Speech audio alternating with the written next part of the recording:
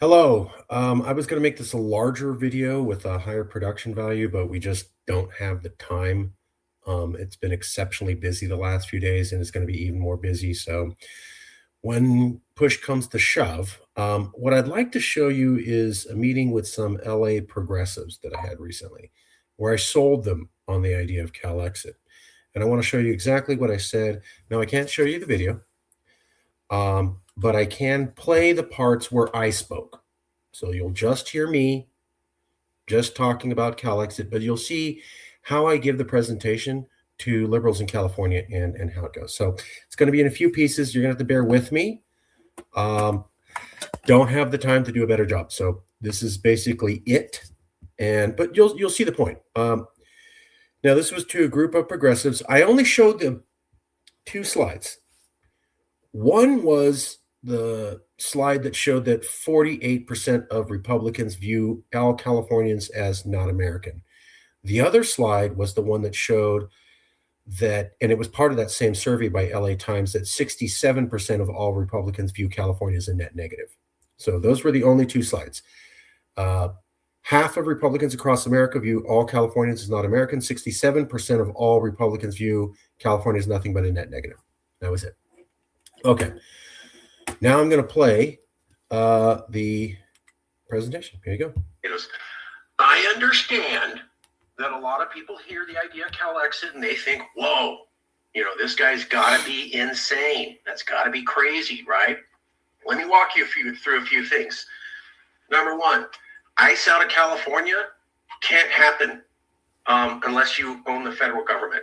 The reason that the laws aren't being enforced is that if a state or local official directs anyone under their authority to attack or disturb or protrude federal law enforcement, you can be tried for insurrection. That's right. Just straight up. That's why they're not doing it. And the reason they're not saying that is because what they're going to have to say is, we can't do anything. It's a federal issue. Until you change the federal law, ICE is here. We can complain. I talked about this in 2016. Californians protest. We're not going to have a wall. We're not going to have ICE. Remember that 2016? Becerra said, nobody's going to work with ICE. Turned out 60% of the police departments in California did, because the federal government goes, here's money, and they could have that option. They also did private prisons. We said we were going to shut that down. That totally failed. I think 6 different Latinos who are undocumented died in those things. Now we got another Latin person that died recently. So we couldn't stop the wall. We couldn't stop ICE. We couldn't stop private prisons. We couldn't stop unlimited detention. The Supreme Court backed up the whole thing. Now we're just doing round 2. So I'm all for getting ICE out. Like I said, me gusta agua caliente porque sin hielo. Fuck ICE, right? I don't give a shit about it. There's a Latin phrase, I like my water warm because I hate ice. So that's what I was saying. The other thing is projecting midterms. Even California passed Prop 50. The Supreme Court can uphold what Texas did, and there's nothing stopping 9 other conservative states from doing the same thing. California fought back, but frankly, there's more red states that could do this and outdo anything California did. Unless you get the Supreme Court to strike it down, you can't, Citizens United is federal. That's the Supreme Court. So unless you're going to get a law or amendment passed in Congress or a Supreme Court decision, by the way, the Supreme Court's the most conservative they've been in 100 years. That's according to the National Public Radio. That's true. It's not going to change. That's partly why we do this, is that when we look at these issues, we find out that California can't have the power to fix these until it has the power. So homelessness. Half of our homeless, and I'm not being mean, half of our homeless came from other states. This has been documented. Who knows the show It's Always Sunny in Philadelphia? Anybody watch the show It's Always Sunny in Philadelphia? Anyone? Outside the set of it. Okay, yeah. They had an entire episode on that show about how they were going to ship their grandpa to California because California will take care of them and they don't want to spend the money. It's so ubiquitous on the East Coast, they just laugh about this. Governor Newsom brought this up, he got no support. I'm not backing everything he says, but the other thing is homelessness is not new. It got popularized in the 30s and then in the 70s. There are federal assistance programs for homelessness. The main one's called McKinney-Vento. Who's ever heard of McKinney-Vento federal homeless assistance money? Me. Thank you. How much did we get? How much did we get out of the national budget? 11%. How much percentage of the homeless did we have? 50%. So we've had the 50% worst homelessness. We got 11% of the national budget for that. How many people know what a donor state is? California. That's right. So how many of you know that we lose about $82 to $92 billion a year subsidizing 35 states? Yeah. How many of you know that that's an additional 1/3 on the California budget if we weren't doing it? You could add an additional third overnight, just not subsidizing people. Are you aware that goes back to 1977? So you've been subsidizing these states since the 70s. Are you aware that we used to call, I'm born and raised in Cali. I love Cali. I went to California schools, California universities. I worked for the California government. I worked in LA, San Diego, the Bay Area, Inland Empire, Sacramento, and Fresno. Love California. We have problems, but I love it. But we've been a donor state. Basically, they called it the California Dream or the Golden State era, 1950 to 1977. The donor state era started right at the end of the Golden State era. That's not a historical accident. When we started getting milk dry, we didn't have money for everything. That's why we don't have all the money we need for homelessness or fixing the roads or dealing with poor schools and poor neighborhoods, because we lose $82 billion a year for the last 45 years. I work in government. I know how we don't have enough money to fund everything. And those states that you subsidize hate you. If you're gay, lesbian, transgender, if you're Latino and undocumented, if you're Latino and have a voice, if you're African American and you have a voice, they don't like that. If you're a socialist, if you thought Mandami was a decent dude, they don't like you. If you're pregnant and you want an abortion. If you're pregnant and you want access to an abortion, which women have had the rights since the 60s to do, they don't like you. Why don't you shut up? I made a video today about a future of California, and it was all positive. And at the end, it said we can have better relations with red states if we do this. All the comments were hate. Screw you. You guys suck. You guys suck. So you're subsidizing about 35 states where the people don't like you. So Addie, I'm speaking to you. Our members are all people like you. That's who it is. It's all people who are saying, why are we doing this? Why are we doing this? Why can't we do that? The problem is that we can't stop the feds until you have federal authority. The other problem is that the Supreme Court backs up a lot of what Trump says. Now you get confused because Governor Newsom and Bonta come out here and say, we win every case we fight. You're just confusing people. Supreme Court straight up backed up racial profiling brown-skinned people like me. That's a fact. They straight up did it, and they did it again. And then Thomas Homan goes on TV and says, yeah, we racially profile what? You live in a time where it's legal to racially profile Latino people, and they're targeting California, and it's cool, and you can do nothing about it. The other thing is we're saying, why are we paying for those things? Telling people to not pay federal tax is a felony. That's why you can't do it. It's also grossly illegal. The other thing is that everybody would have to stop paying taxes as an individual, and now you're opening them up to imprisonment. That's why we look at independence, because it is fully legal. If you have a vote in California and you get over 52%, you can then approach Congress. There's one court case, one, on secession. It's called Texas versus White. Came after the Civil War. It said if you get, quote, consent of the states, you're good. Nobody wants to talk about that. We've said that to 65 reporters. Not one of them will mention Texas versus White exists, and then it says consent to the states is there. Even though all of you could go online and find it in 2 seconds on Cornell, Stanford Law, it's there. It's the only court case, which means you have to use it. 35 states hate us. We only need 25. Erwin Chemerinsky, you should all know this name. UC Berkeley professor Erwin Chemerinsky, top constitutional scholar in America, most referenced legal jurist last 20 years, dean of 2 UC law schools. He said a simple majority vote could get California out legally. I have said that to 65 reporters. They won't print it, even though I give the reference. So the news will not let you know consent to the states is there. They will not let you know that the top legal scholars said it's a simple majority vote. And they're definitely not going to want you to see this. Let me show you a few things if I can. Boom. Let's start with this one. Who's seen this? Can you all see that? No, not yet. There we go. many of you were familiar with that survey? What did it say? LAT survey? Los Angeles Times survey, half of Republicans believe California not really American. When you look at the stats, it's 48% of all Republicans across all of America view every single one of us on this call as not a fellow American. That was last year. How many of you were aware of that? I was not. In sentiment. Okay. How many of you were aware of this? This is that same poll. 67% of all Republicans say California has nothing but a negative impact on America. California does nothing but bad. There's nothing good about us. Everything's horrible and wicked. That's all we are. You don't like us, you don't get our money. Yeah, But here's the problem. You can't do that. I know. That's right. It's illegal. I hear you. Willie Brown suggested that. Newsom suggested that. People think it's a reasonable idea. The Atlantic pointed out that's strictly illegal. And if you really pushed it, they're actually promoting illegality and they can go to prison. Additionally, you're asking everybody to risk a felony.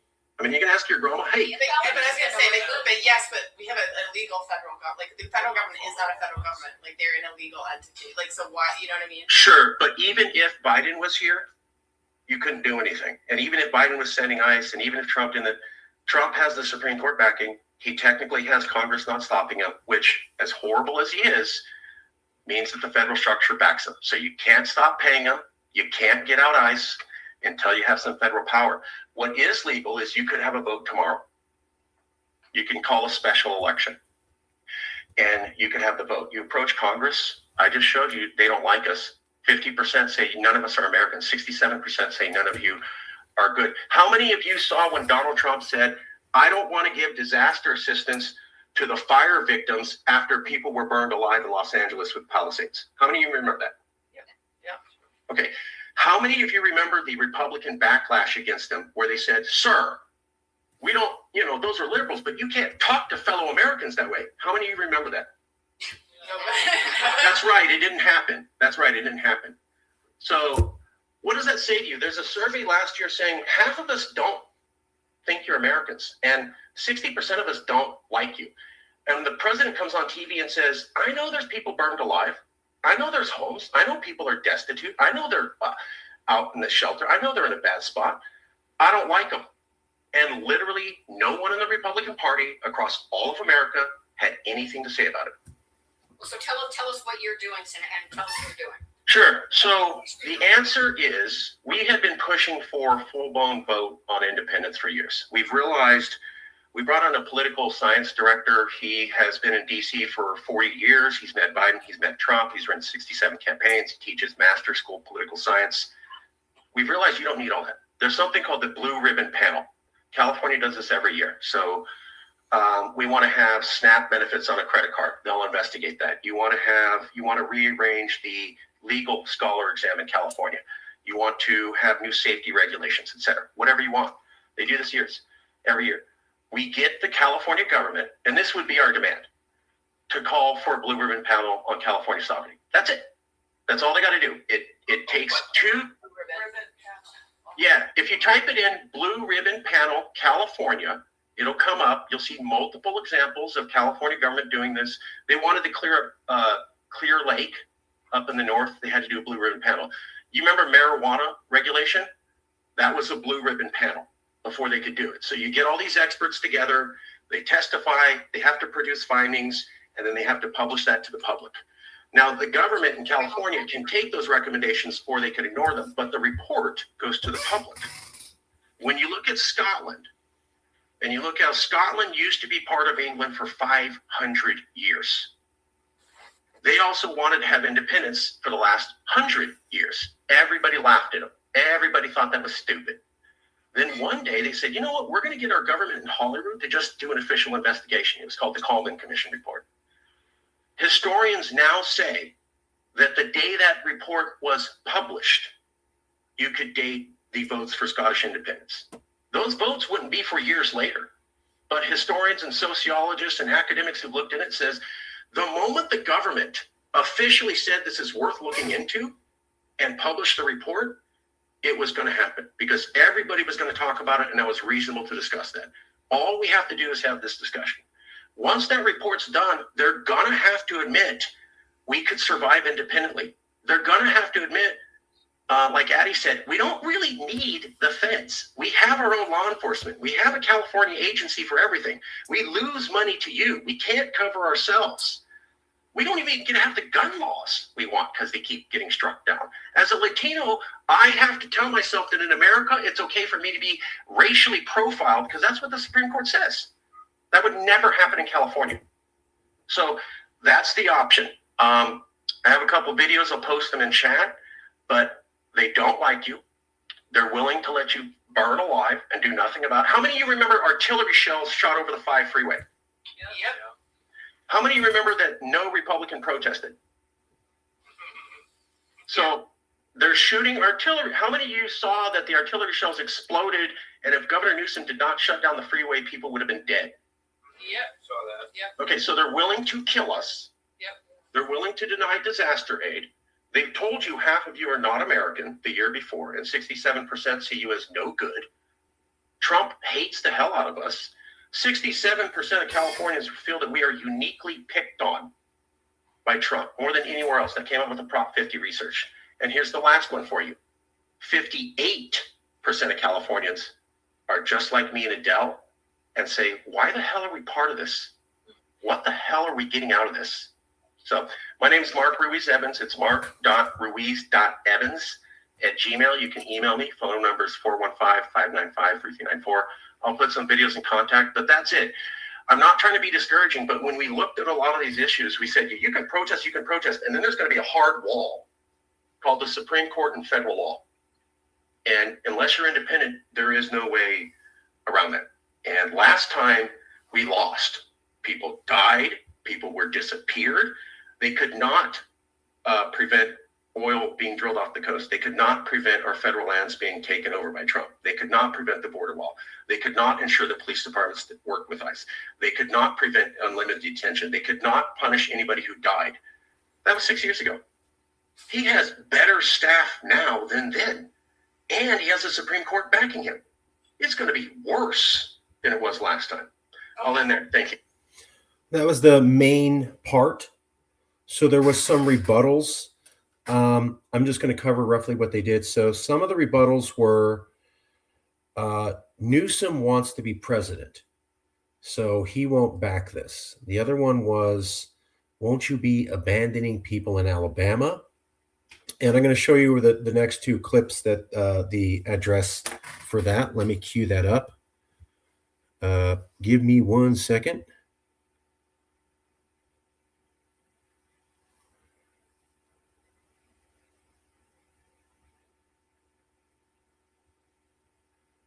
Okay, here we go.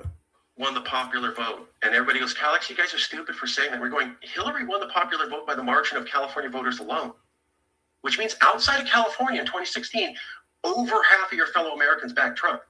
Now he's returned and he won the popular vote. So you are surrounded outside of California. Over half of the people you have to follow the laws of don't like you and don't think like you and never will. Remember, 35 states, 42 states are hardcore red. They like what he's doing. They're happy to see us in terror. Why do you think he went after Portland, Chicago, and LA first?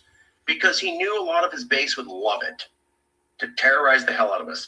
And here's the thing, they wouldn't have done that a few years ago. But now we're at the point where you can tear gas children.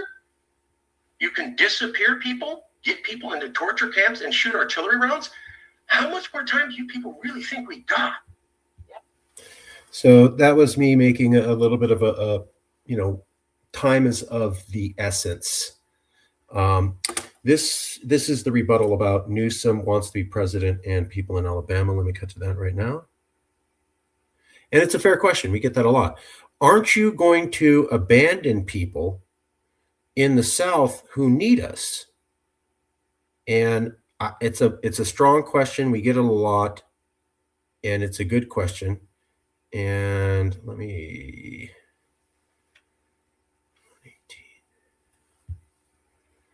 Give me a second. I'm trying to get this just right.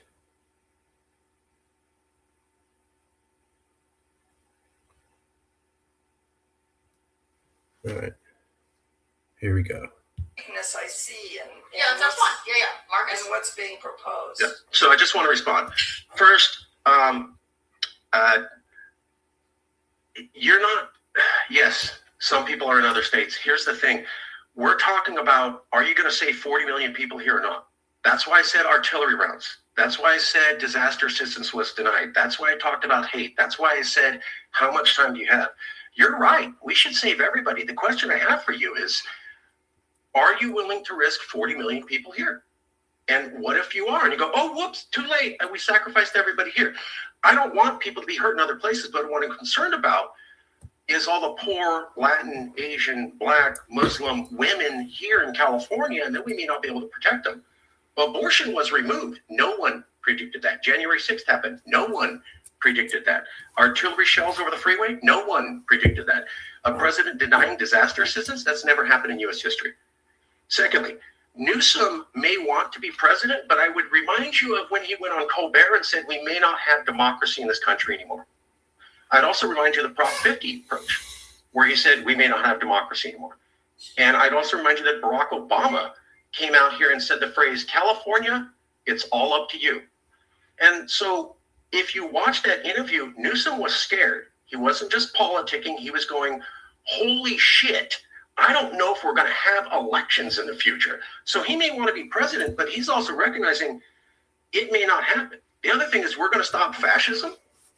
Trump won 2016. He ran 2020. And he committed January 6th, and he's only more popular. This guy's been around 8 years. Where exactly did the resistance movement win? I was there. I went to the protests. They said we're going to repudiate Trump, and the country's going to turn, and Republicans are going to turn against him, and they're going to realize they're wrong. Biden ran on that. No one says that anymore. So resist, I was there. They didn't deliver. And I was there in 2016. We did not protect people from ICE. We did not stop police departments. We did not stop unlimited detention. We can't stop unlimited racial profiling. So where is the success for that strategy, considering that Trump's ran 3 times in a row and he's more popular than he was, maybe not the last couple of weeks, but recently? I need to remind you all, over half of this country outside of California backs him. Who are you going to convert? If you're not planning to go to Kentucky, Tennessee, Missouri, and change those places blue, which means you're going to need to move there, where do you think this is really going to go? Also, you should consider the fact that until the year 2045, the census has said it's going to be majority white conservative voters. That's right. So the racism you're seeing continues till 2045, because that's the only time that racist white voters will be outnumbered by minorities. There are more minority children now. You won't see voting difference for another 2 decades. Thomas Mann pointed that out. He's a demographer. And one of the guys that backed him up said, you better get the hell out. It's only going to get worse. You're talking about sacrificing yourself for others. You're predicting that you can actually shift the demographics of this country when they've been going one way for a decade. The fact is Trump got more popular. He committed January 6th and won the popular vote. Why do we think we can convince these people and change them? You got Chicago, New York, Miami, great. The Constitution does not reward votes. The Constitution does not play on population. It plays on states. That's why there's the Electoral College. That's where there's the Senate. It's called tyranny of the minority. That's why 35 states can control the Senate, and they can get Trump in. You remember when Kavanaugh was nominated? Everybody in California lost their mind. Why? Because Trump didn't win the majority of the vote, and Kavanaugh was represented by 66 senators who represented 40% of the population. So you've got a horrible Supreme Court against the popular will. You can't win in this system. We got a question for you. All right, we're going to go to the last bit, and then it's over. Let's see one. This was from a reporter who asked some pretty good questions. Okay, 125. Basically, the questions were: doesn't California need America for money? And how are you going to deal with military issues? Here we go. Last part. Income, we would lose absolutely nothing being independent. We lose about $82 billion since the 1970s. Being part of America is nothing but a financial drain on California. been that way since the 1970s. You don't have to take my word for it. Professor Abraham Lowenthal out of USC Schwarzenegger Center wrote a book, Global California. It's a federal trade expert. You can also look at Schwarzenegger's old speeches, etc. We lose nothing. We lose money being part of America. So straight up, we get wealthier. The other thing that we have is that a lot of our trade deals, we're like 40% dependent on international trade. Our trade deals are held over 5 to 10 years. We lose hundreds of billions of dollars on that. So we would be incredibly stupidly more wealthy, automatically independent. There's no question about that. If we're talking about the infrastructure to run a state or a nation, I would offer to you the fact that for every federal agency, there already is a California agency, basically. So safety, environmental regulation, that means we don't need all those federal offices. We could do it on its own. The fact is that Governor Newsom, Governor Brown, Governor Schwarzenegger signed international trade deals and treaties with other countries, and they called California a nation state. Willie Brown, who's been in California government for 4 decades, probably knows more than anything, said we could operate as an independent country. Kamala Harris said she even understood the idea. So when you have the money and you have all the agencies, and I'll give you another one, the United Nations could not get climate change regulation done. Do you know why we have global climate change regulation? Because of California alone. It was Schwarzenegger and 35 states got together, and then Ban Ki-moon, the president of the UN, said, you did a better job than the United Nations of getting the world together and producing global climate change. I'd also point out that NAFTA, the rearrangement for NAFTA, and every trade deal America signed on the world stage since the 1930s was designed by a Californian. So what specific infrastructure are we not having other than military? Additionally, if we're looking at the military, did you know that the amount of money California contributes to the American military budget would make it the 3rd largest military in the world overnight? That's bigger than Russia, the top competitor to America. Are you aware that the American military is dependent upon satellites, missiles, jets, aircraft carriers? Where do you think the majority of engineers for the U.S. military come from? California. So if they want to have that top military, they're going to need us. There was something called the Base Realignment and Closure Program in the 1990s.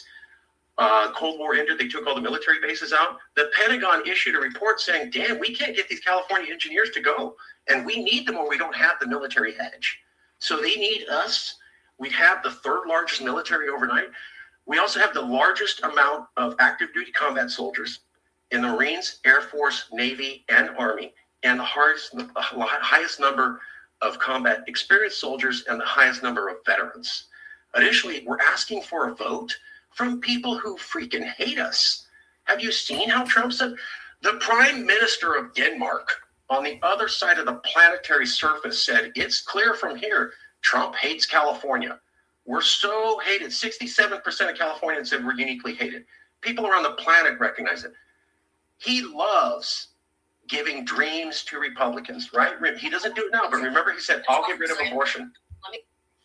And that's it. We'll end there. The major talking points were that California is, well, first, that secession is legal, separation. They did not know about Texas versus White and that it said consent to the states. And they did not know about Erwin Chemerinsky and that he's the top constitutional scholar, very referenced legal expert, and that he said simple majority vote of Congress. So they found that shocking. They didn't know that. They did not know that half of Republicans called them un-American. They did not know that 67% of Republicans said you're a net negative. Those 4 facts alone exploded their minds. The rest of it was just kind of putting it into pieces. They simply didn't know that. That's why I had to keep saying, I've told 67 reporters, but they won't say it. Because if I don't do that, the next question is, how come I didn't hear about this? I don't know. I told 65 reporters, 1 printed it out of the San Francisco CBS. That was it. Nobody else would. Nobody else will mention Chemerinsky, and they won't mention consent to the states. And they'll say the opposite. So they'll say Texas versus White doesn't allow that at all. They also didn't know that we're so uniquely hated we could get the votes. They didn't know any of that. Walking them through the blue ribbon panel and then how that will automatically cause independence, they didn't know that, but that wasn't as revolutionary. It's those first 4 facts. Consent, Texas versus White, Chemerinsky, top scholar, 50% view us as un-American, 67% say we're net negative. Then you can sprinkle in things, recent horror stories from Trump. And I just point out, maybe if they're denying disaster assistance and sending in combat Marines and shooting artillery shells, and they tell you we don't see you as American, they actually mean it. Because this is how you would treat a foreign country. You would send in combat trained Marines. You would shoot artillery shells at them. You would not give them disaster assistance, a place like Iran, Syria, Iraq. And yet that's how we're treated. So when I put all that together, their minds get real big. A lot of them knew some of the other background, they just never put it together. And then when you say we could easily get the votes and there is a legal path, that was it. So that's the majority of it. A little bit of pushback on, I don't want to ban anybody in the South. Totally agree. A little bit of pushback on, Newsom will never back this. It kind of doesn't matter. The legislature could back it. The people could back it. And then also, I think Newsom would back it if he thinks there's not going to be in America, which literally he said. Then you get a little bit about military and what are you going to do about money. Those are old questions, but they're not as essential, easy to knock out. We'll leave it there. Thank you. Come back for soon. More. Come back for more soon. Sorry. Long weekend. We had a great weekend in LA this weekend. All right. Talk to you later.